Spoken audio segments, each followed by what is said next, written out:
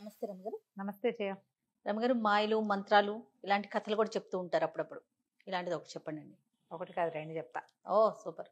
పూర్వంట కేశవుడు అని ఒక కుర్రాడు ఓ ఊళ్ళో ఉండేవాడు. అయితే పాపం వీడు కొంచెం చాలా సాధారణమైన కుటుంబీకుడు, పెద్దగా ముందు వెనక ఎవరు లేరు. ఏదైనా వ్యాపార ఊళ్ళకి వెళ్ళి ఏమైనా సంపాదించుకుంటామని వాళ్ళ ఊరు నుంచి ఒక నౌక, వాళ్ళ దగ్గర ఊళ్ళో ఉన్న ఒక ఓడరేవు నుంచి ఒక నౌక బయలుదేరుతుంటే ఆ నౌక ఎక్కాడు. వీడు కొంచెం టెంపరీ వాడు. ఇప్పుడు ఒంటరి వాళ్ళు అనుకో ఏం చేస్తారు, వాళ్ళు ఆ ఊళ్ళోనే ఏదైనా చూసుకుంటారు. ఎక్కడికో వెళ్ళిపోయి సంపాదించుకురావాలన్న ఊహ ఉందంటే వాడు సాహసి కదా, అంతేగా. ఎంతో కొంత ఉత్సాహం ఉంది వాడికి. ఈ ఉత్సాహి అయిన కేశవుడు ఏం చేశాడంటే ఆ పడవ ఎక్కి వెళ్ళాడు, ఆ ఓడ ఎక్కి. ఓడ కొంత మేర వెళ్ళిన తర్వాత కొన్ని రోజులు గడిచాక వీడికి కొంచెం ఆశ పుట్టింది, మనం సంపాదించుకోవచ్చు అది అని. ఆ ఓడ కాస్త ఏదో అది కొండకి తగిలి పగిలిపోతే జనమంతా ఎట్లో పడిపోయారు ఈ సముద్రాన్ని. కొంతమందికి చిన్న చిన్న పడవలు దొరికినాయి, ఎటు వెళ్ళిపోయారు. వీడికి ఒక చిన్న కొయ్య పలక దొరికింది, వీడు ఒక దీవిలో పడిపోయాడు. కొయ్య పలక ఎటు తీసుకుపోతే అటు తీసుకెళ్ళి వెళ్ళిపోయాడు అంతే. వాడు అది పట్టుకుని అలా ఉండిపోయాడు. కొయ్య పలక కొట్టుకుపోతూ ఉంది. ఆ కొట్టుకుపోయి ఒక దీవి లాంటి ప్రాంతానికి చేరాడు. చేరిన తర్వాత వీడికి ఏమర్థమైంది, ఎవ్వరు చేరల తన దప్ప. ఆకలి దహించుకుపోతోంది. ఆ సముద్రపు నీళ్ళు ఎందుకు తాగడానికి పనికిరావు. అయితే వీడు గమనించింది ఏంటంటే ఆ మొత్తం దీవి నిండా మా కొబ్బరి చెట్లు ఉన్నాయి, మనుష్య సంచారం ఏమీ లేదు. సరే ఓపిక వచ్చేదాకా అట్టా నేల మీద పడుంటే సరే ఏం చేద్దాం, కొబ్బరి చెట్టు అయినా ఎక్కితే ఉప్పు నీళ్ళు తాగడానికి పనికిరావు, కొబ్బరి నీళ్ళు పనికొస్తాయి హాయిగా. ఆ కొబ్బరి తినచ్చు, 2 కాయలు నీళ్లు తాగితే ఓపిక వస్తుంది. సాల్ట్ లాస్ అయిపోయి ఉంటాడు కదా ఇంత ప్రయాణంలో. సరే వీడు ఏం చేశాడు, ఒక చెట్టు ఎక్కాడు. కొబ్బరి చెట్టు ఎక్కి ఒక కొబ్బరికాయ కోసే లోపల వాడికి దూరంగా ఏదో గుయ్యమని సప్పుడు వినిపిస్తుంది. తీరా చూస్తుంది కదా, ఆ చూస్తూ ఉంటే అటు నుంచి ఒక పంది గాల్లో ఎగురుకుంటూ వస్తుంది. దానికి రెక్కలు లేవు కానీ ఎగురొస్తుంది. భయం వేసేసింది. ఆ కొబ్బరి మట్టలను కావిటేసుకుని అక్కడే ఉండిపోయాడు. తీరా చూస్తే ఈ పంది కొంచెం ఎత్తైన ప్రదేశానికి ఒక చోటకి చేరింది. ఆ రెక్కలు లేని పంది అక్కడికి రాగానే హాయిగా కాళ్ళు బారజాపి పడుకుంది. అది నీడగా ఉంది, ఇసుక ఉంది, ఆ గట్టు మీద చల్లగా ఉంది, కాళ్ళు చాపి పడుకుంటుంది పంది. హాయిగా నిద్రపోయింది. వీడు అదేమిటో తెలియలే వాడికి. సరే చూద్దామని ఏం చేశాడు, చెట్టు దిగి ఆ పంది దగ్గర ఉన్న వైపుకి ఎక్కాడు. ఎత్తంతా ఎక్కితే పంది కాళ్ళు బారచాపి గుర్రక కూడా పెడుతోంది. చూస్తే ఏదంటే మామూలు పందే, అది రెక్కల్లే వేం లేవు, 4 కాళ్ళు, మామూలు తోక, దాని ముట్టె పొడుగ్గా, కూరలు మాత్రం మంచి పదునుగా ఉన్నాయి. దాని పక్కన ఒక ఇంతలావు వజ్రం కనపడింది వాడికి. ఇంత రాయి దగదగ అంటుంది, వజ్రం గుర్తుపడతాడు వీడు. దాని మీదేనా? దాని పక్కన వజ్రం పక్కన పెట్టుకుని పడుకుంది అది. ఓకే. వీడు ఏం చేశాడు, అటు ఇటు చూశాడు, పంది కదలటల్లా. ఆ వజ్రం దేనికైనా ఉపయోగపడుతుంది, ఒకవేళ నా బతుకు బాగుండి ఇక్కడి నుంచి బయటపడితే నా బతుకంతాకి ఇది సరిపోతుంది అంతే అని ఆలోచించుకుని ఆ వజ్రాన్ని తీసుకున్నాడు. తీసుకునేసరికల్లా తీసుకుని కింద ఉంటే పంది వచ్చేస్తుందేమండి, కొబ్బరి చెట్టు ఎక్కి కూర్చున్నాడు. ఒక గంట పోయాక వీడి ఈ లోపల ఏం చేశాడు, ఈ కింద ఉన్న పొలాలు ఏదో కనిపెట్టి తీసుకుని కొబ్బరికాయ పొడుచుకుని నీళ్లు తాగి మెల్లిగా కొబ్బరికాయ ఒలుచుకుంటున్నాడు కూర్చుని. 2-3 కాయలు తాగేసరికల్లా ఓపిక వచ్చేస్తుంది కదా, 4 కాయలు కింద పడేశాడు, ఒకటి ఒలుచుకుంటున్నాడు చెట్టు మీదే కూర్చుని. ఒక గంటన్నర పోయిన తర్వాత పంది లేచి అటు ఇటు చూస్తుంది. నా వజ్రం అని వెతుక్కుంటుంది అది. దానికి తెలిసిపోయింది వీడు ఎవడో పట్టేసుకున్నాడని. అక్కడి నుంచి ఆ పంది ఏమిటి, అది ఒరిజినల్గా పంది కాదు, ఒక మాంత్రికుడు. ఓహో. వాడికి విపరీతమైన బలం, వాడికి ఆ పంది స్వరూపం మీద ఆసక్తి. వాడు ఆ స్వరూపంతో తిరుగుతున్నాడు అక్కడ. అక్కడి నుంచి చెట్టు మీద ఉన్న వీడిని చూసి గర్జించింది, గూర్నిచ్చింది అంటారు. పంది దాన్ని గర్జన అనకూడదు, గూర్నించటం దాని పేరు. రెండో గూర్నించింది అనమాట, గుర్రు పెట్టడం, దాన్ని గూర్నించటం అంటారు. నీ పని చెప్తాను అని అరిచింది. అరిచేసరికి వీడు ఏం చేశాడో, ఎండు కొబ్బరికాయలునగా ఒక లావు పడి కొబ్బరికాయ తీసి పెడేలమని పందికి వేసుకొట్టాడు, విసిరేసరికల్లా తగలంగానే పంది బొక్కబార్ల పడి మూర్చిపోయింది. వీడు పరిగెత్తుకుంటూ వెళ్ళి దాన్ని కొట్టేశాడు, పంది చిత్త కొట్టేశాడు, చచ్చిపోయింది పంది. చచ్చిపోయేసరికల్లా అక్కడెక్కడో దూరంగా వాడు ఎత్తు మీదకి ఎక్కాడు కదా, వాడు చెట్టు ఎక్కినప్పుడు వాడికి కనపడలా, చెట్టుకు ఆపోజిట్లో ఉన్న గుట్టెక్కేసరికి అవతల ఏదో పొగున్నట్టు కనపడుతుంది, తెలుస్తోంది. వీడు ఏమనుకున్నాడు, ఈ చెట్టు మీద ఇప్పుడు ముందు చెట్టు ఎక్కా, చెట్టు దిగి గుట్టెక్కా, గుట్ట దిగి మళ్ళీ చెట్టు ఎక్కా, మళ్ళీ చెట్టు దిగి మళ్ళీ గుట్ట మీదకి వచ్చా. ఇట్లా కాకుండా ఇక్కడి నుంచి అక్కడికి వెళ్ళిపోయే మార్గం ఉంటే బాగుంటుంది కదా అనుకోగానే రయ్యమని ఎగిరెళ్ళి చెట్టులో పడ్డాడు. ఓ ఆ చెట్టు మీద కూర్చున్నాడు. ఆశ్చర్యపడి వీడిదేంటి ఇట ఎట వచ్చాను. అప్పుడు వాడికి అనిపించింది, ఒకవేళ ఏమైనా ఈ వజ్రంలో మహత్యం ఉందేమో. ఆ, పంది ఎలా ఎగురొచ్చింది, అది అది ఈ వజ్రాన్ని పట్టుకునే వచ్చింది, ఇది దాందే, ఆ వజ్రం కోసమే అది అరుస్తోంది. సరే వీడేమనుకున్నాడు, ఎక్కడైనా మనుష్య సంచారం, ఈ దీవిలో మనుష్య సంచారం ఉంటే అక్కడికి నన్ను తీసుకుని అక్కడికి నేను వెళ్ళిపోవాలని కోరుకున్నాడు. కోరుకునేసరికల్లా ఒక్కసారి రయ్యమని ఎగిరెళ్ళి ఇంకా కొంచెం ఎగువగా ఉన్న ఒక గుడిసె ఉంది అక్కడ పడ్డాడు. పడేసరికి అంటే పడి ఢామ్ పడిపోలే, వాడు తెలిసింది వాడికి వాలుగా నుంచోటం.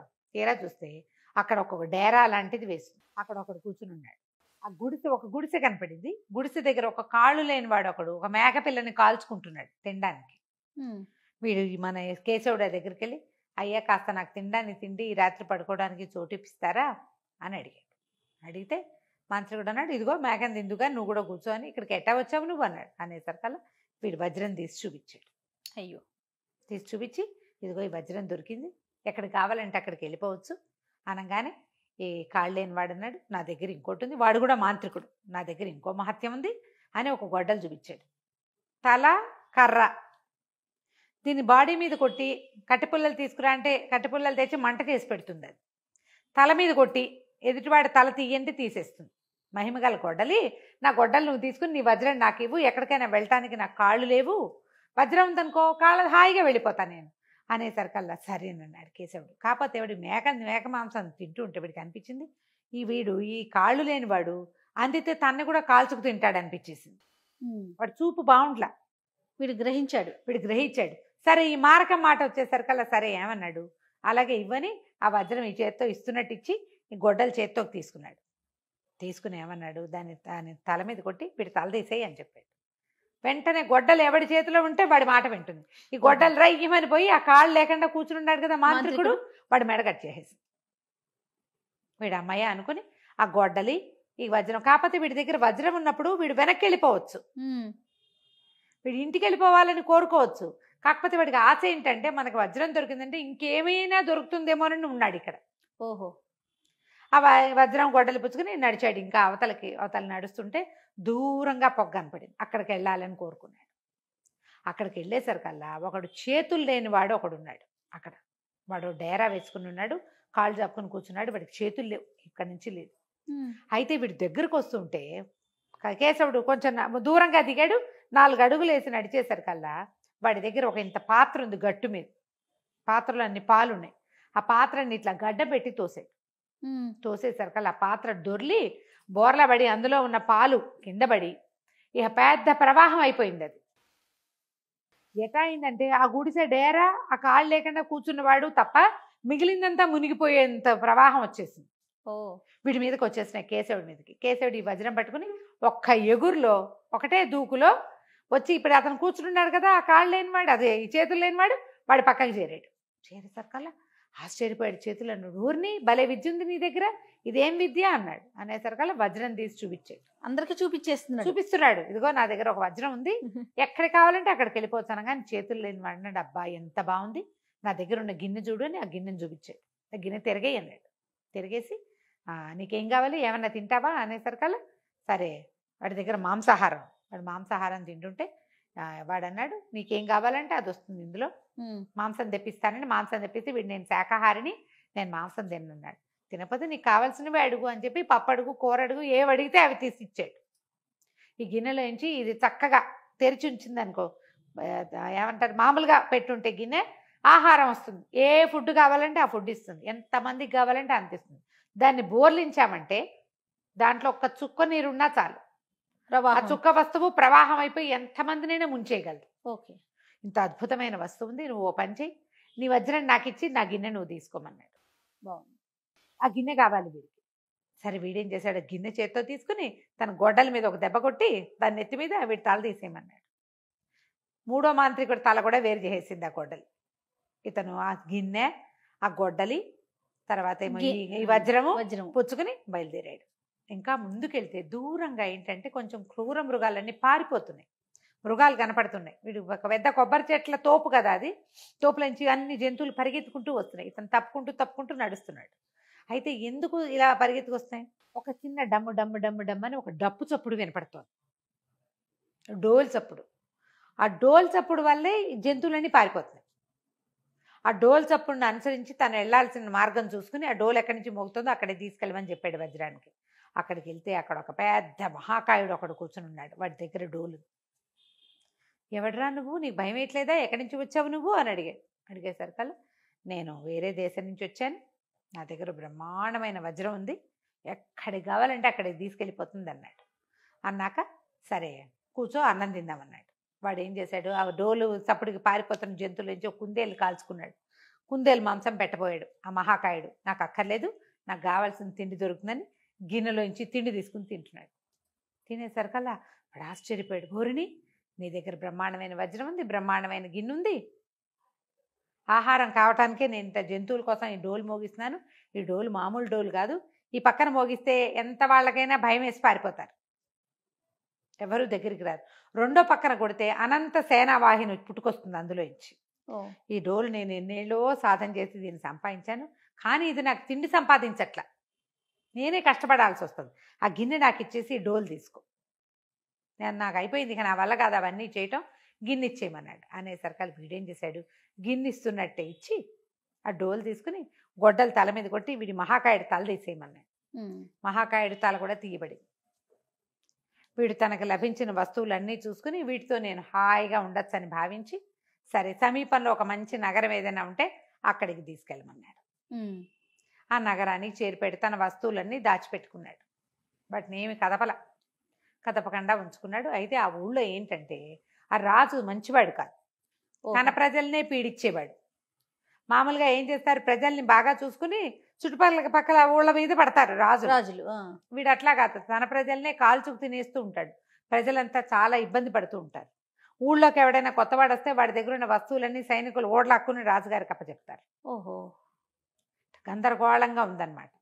ఉండేసరికల్లా సరే ఇతని దగ్గర ఒక వజ్రం ఉందని సైనికులు కనిపెట్టి రాజుగారికి ఇన్ఫార్మ్ చేశారు. ఇట్లా ఒక బాధ వాటసారి వచ్చాడు. ఇప్పుడు గిన్నె, డోలు, గొడ్డలి ఎవరికి ఆసక్తి కలిగించవు, వజ్రం ఆసక్తిగా ఉంటుంది. దాంతో రాజు వచ్చాడు, నా వజ్రం నాకు ఇవ్వమని అనగానే రాజుని వీడేం చేశాడు, వెంటనే తన శక్తి ప్రయోగించడం మొదలుపెట్టాడు అనమాట. రాజు ఏం చేశాడు, అంత దూరం దగ్గర దాకా రాకుండా దూరంగా ఉండి ఓ 12 మంది సైనికులు పంపించాడు. వీడి దగ్గర నుంచి వస్తువులు లాక్కోండి అని. వీడు గొడ్డల మీద కొట్టి వీళ్ళందరి తలలో తీయించేశాడు. మళ్ళీ రాజు కబురు వెళ్ళింది, వీడు గండరు అందరిని చంపేస్తున్నాడు అని. రాజుగారు బోల్డ్ అంత సేనని పంపిస్తే వీడేం చేశాడు, ఆ గిన్నెలో చారడి నీళ్లు పోసి ఆ గిన్నె బోర్లు ఇచ్చాడు. మొత్తం మునిగిపోయారు, మొత్తం అంతా కొట్టుకుపోయింది, సేన అంతా కొట్టుకుపోయింది, ఎవరు మిగలలేదు అక్కడ. రాజుగారు వచ్చాడు. చివరికి రాజుగారు వస్తే గొడ్డలు ప్రయోగించాడు, వీడు తీసే ఈయన తలని. రాజుగారి తల తీయబడింది. ప్రజలంతా సంతోషించారు. హాయిగా రాజు వెళ్ళిపోయాడు, బాగానే ఉంది. ఇప్పుడు రాజు ఎవడు రాజు తల తీశాడో వాడే రాజు. కాకపోతే వీడిని తీసుకెళ్ళి ఆందోళనకాలు పల్లకి ఎక్కించి తీసుకుపోయారు. కానీ మనకు సైన్యం లేదండి, సైన్యం అంతా మీరు సృష్టించిన దాంట్లో కొట్టుకుపోయింది, ఇప్పుడు మనకు సైన్యం ఎలాగా అనేసరికలు ఇతను ఏమన్నాడంటే దానికి ఏం భయం లేదని ఆ డోలుకి రెండో పక్కన కొడితే 1,00,000 మంది సైన్యం వచ్చారు. వీళ్ళే మన సైన్యం, వీళ్ళ తిండికి కూడా మనకు వచ్చిన ఇబ్బంది ఏమీ లేదని తన పాత్ర అన్నీ దాచిపెట్టుకుని తన వజ్రాన్ని తనే లోపల పెట్టేసుకుని ఆ దేశానికి రాజుగా ఉండటం మొదలుపెట్టాడు. ఎప్పుడు కావాలంటే అప్పుడు తిండి ఇవ్వగలిగేవాడు, ఎక్కడికి కావాలంటే అక్కడికి వెళ్ళిపోగలిగేవాడు. ప్రమాదం వస్తే ఎవరినైనా సరే తప్పించగలిగిన వాడు ఉన్నప్పుడు రాజుగా ఇంకా బాధ ఏముంది. కేశవుడిని ఆ నగరానికి రాజుని చేసుకుని ప్రజలంతా హాయిగా ఉన్నారు. కథకంచికి మనం ఇంటికి. చాలా విచిత్రంగా ఉంది రమ్మగారు. నమస్తే అండి. నమస్తే.